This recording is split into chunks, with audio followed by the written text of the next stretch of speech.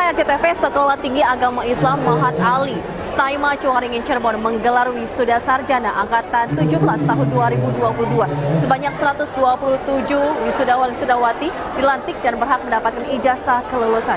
Berikut liputan selengkapnya untuk Anda.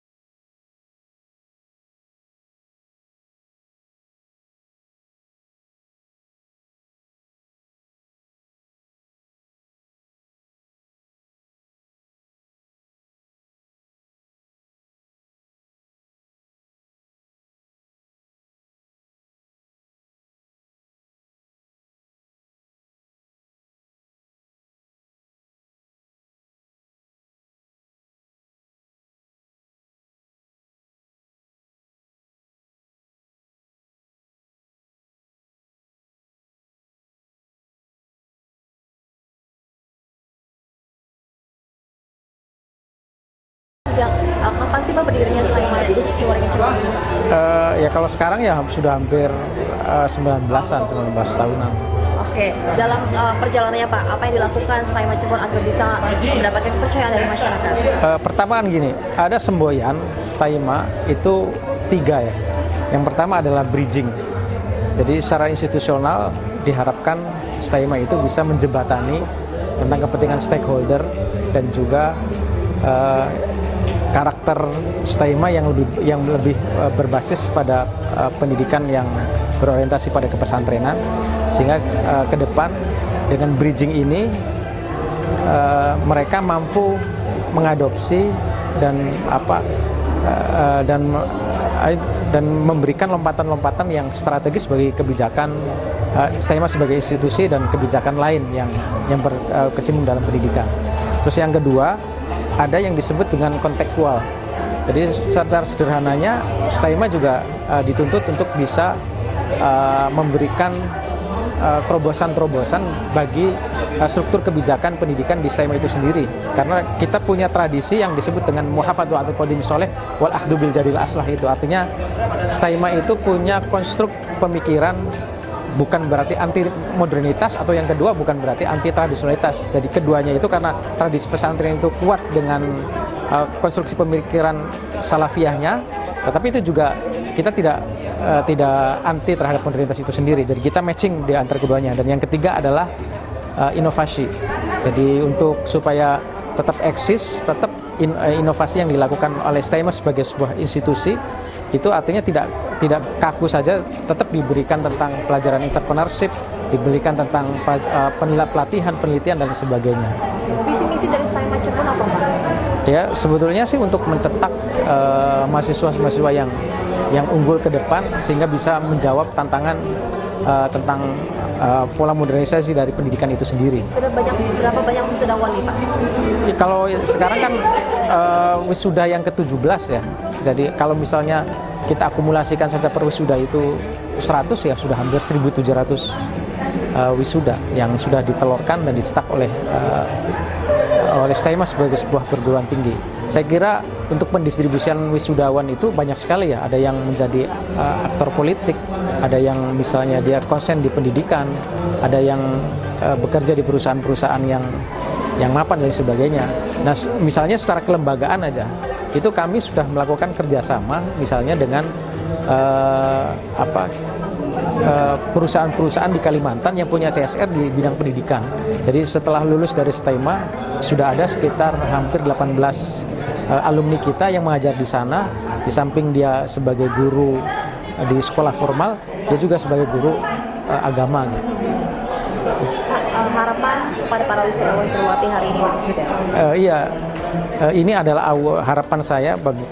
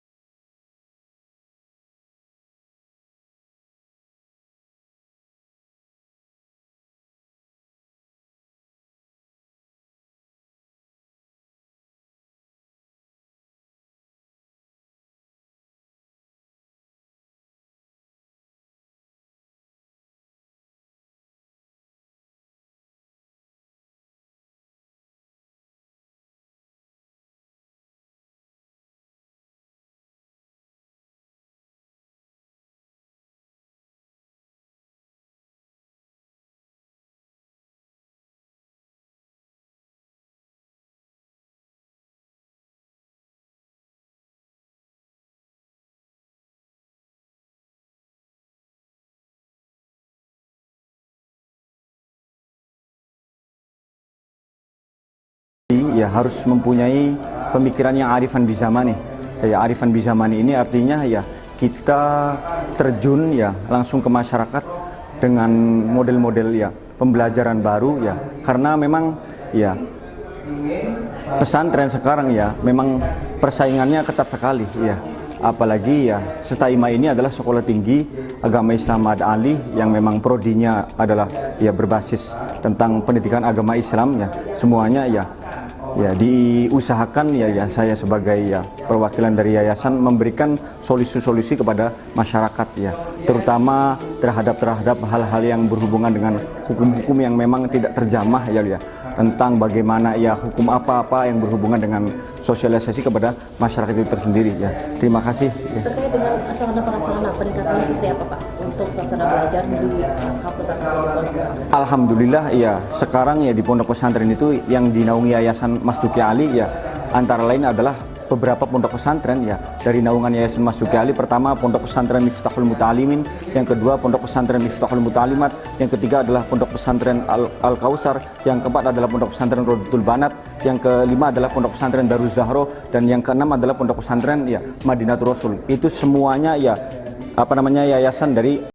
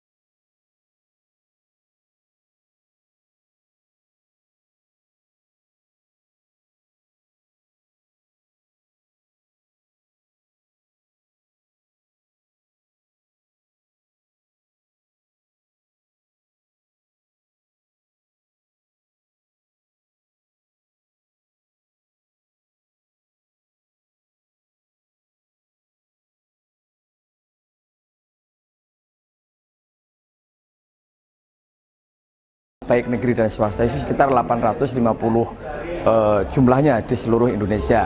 Nah, bagaimana peran Kementerian Agama atau keterkaitan dengan PT KIS? Pertama, tentu menjadi fungsi regulator ya, tentang kurikulum, tentang kelembagaan, tentang kerjasama dan sebagainya. PT KIS harus mengikuti regulasi-regulasi di Kementerian Agama. Misalkan tata cara perekrutan dosen, kemudian pendirian perguruan tinggi sampai kepada pendirian prodi, maka harus ikut Kementerian Agama dalam hal ini fungsi regulator.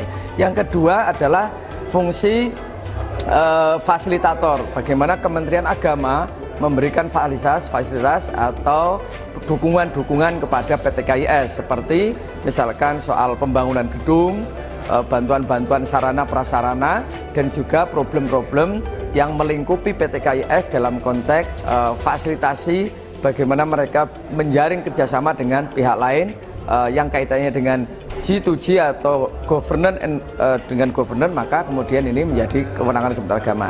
Yang ketiga adalah fungsi pengakuan, recognize ya. Bagaimana Kementerian Agama melakukan pengakuan terhadap PT KIS, pengakuan terhadap lulusan, pengakuan terhadap prestasi, dan juga pengakuan terhadap eksistensi perguruan tinggi Islam swasta. Nah, tiga hal ini yang saya kira diperankan oleh Kementerian Agama. STAIMA, Sekolah Tinggi Agama Islam Mahat Ali Cirebon, bagi kami Kementerian Agama sangat berkepentingan karena ini adalah perguruan tinggi keagamaan Islam berbasis pesantren, di mana problem-problem hari ini kita sangat bergantung bagaimana pondok pesantren yang mempunyai perguruan tinggi memainkan peran sebagai pusat-pusat keilmuan. Dengan demikian, perguruan tinggi yang ada di pesantren akan memperkuat pusat keilmuan atau keunggulan PT KIS. Apakah nanti konsen ke ilmu tafsir, falak, hadis, dan juga apakah juga ilmu-ilmu yang kontemporer ya, ilmu ekonomi Islam, ekonomi syariah, dan juga prodi-prodi halal halal industri, kemudian haji dan umroh dan sebagainya. Prosesi wisuda sarjana angkatan 17 bagi 127 mahasiswa-mahasiswi STAIMA Cirebon masih akan kami hadirkan kembali untuk Anda sesaat lagi.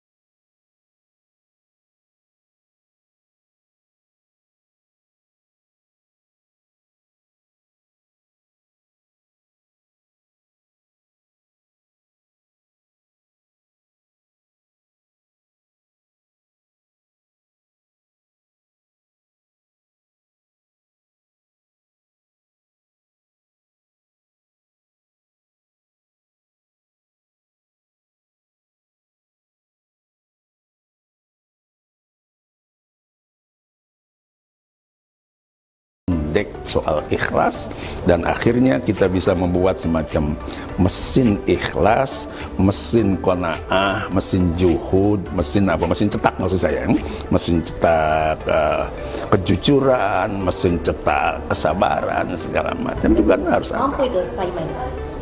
Dan harus kalau memang ingin menjadi solusi kan itu, dan harus menjadi solusi memang.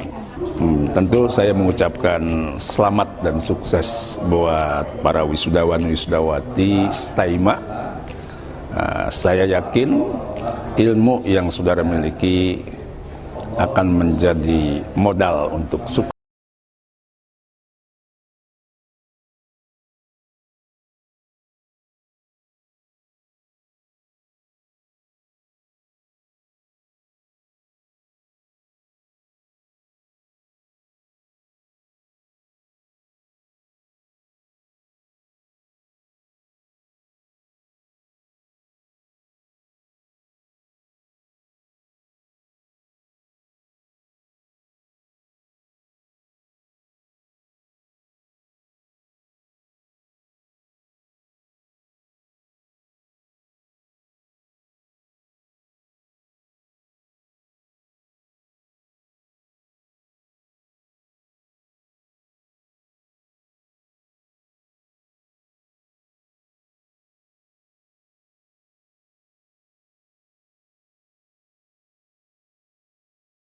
Pesan saya selama menjadi mahasiswa Staima bahwa kampus Staima ini adalah tempat kami belajar ya. Dari sini kita banyak belajar banyak hal, mulai dari belajar berdiskusi, belajar membangun akhlak, khidmah kepada masyarakat, dan juga menyelesaikan penelitian untuk mewujudkan Tridharma perguruan tinggi. Dan tentunya banyak sekali kesan yang diperoleh dari kampus Staima ini. Antara lain, di sini kami mengerti arti dari sebuah kerja keras, perjuangan, pengorbanan, dan konsisten. Maksudnya tidak ada hasil tanpa adanya proses, tidak ada pencapaian tanpa adanya perjuangan. Dari dosen-dosen Sekolah Tinggi Agama Islam Muhammad Ali Cirebon, alhamdulillah baik-baik dan membimbing kami dari mahasiswa Staima sampai saat ini, alhamdulillah jadi sarjana yang berprestasi yang baik. Ya, selama pelaksanaannya bagaimana, sangat menunjang fasilitas yang ada di kampus? Fasilitas dari kampus Staima alhamdulillah mencukupi. Oke, bagus begitu ya. Oh, oke deh. Ke Mbak aja. Ayo, Mbak, gimana Mbak? Sedikit saya menyampaikan bahwasanya keberhasilan hari ini tidak lepas dari doa, dukungan, dan bimbingan dari Sivitas Akademika dan juga orang-orang tercinta yang ada di sekeliling kita. Orang tua kita, suami dan anak-anak kita, kemudian keluarga besar kita, dan terima kasih kepada Bapak dosen, Bapak dekan, Bapak pembimbing saya yang sangat luar biasa dan baik hati, Bapak Malik Sofi MPD dan Bapak Subhanur. Terima kasih. Mohon maaf dari kami apabila dari awal sampai akhir banyak melakukan kesalahan, dan mohon doanya semoga kedepannya ilmu yang sudah didapat bisa diimplementasikan terhadap masyarakat dan manfaat barokah. Amin.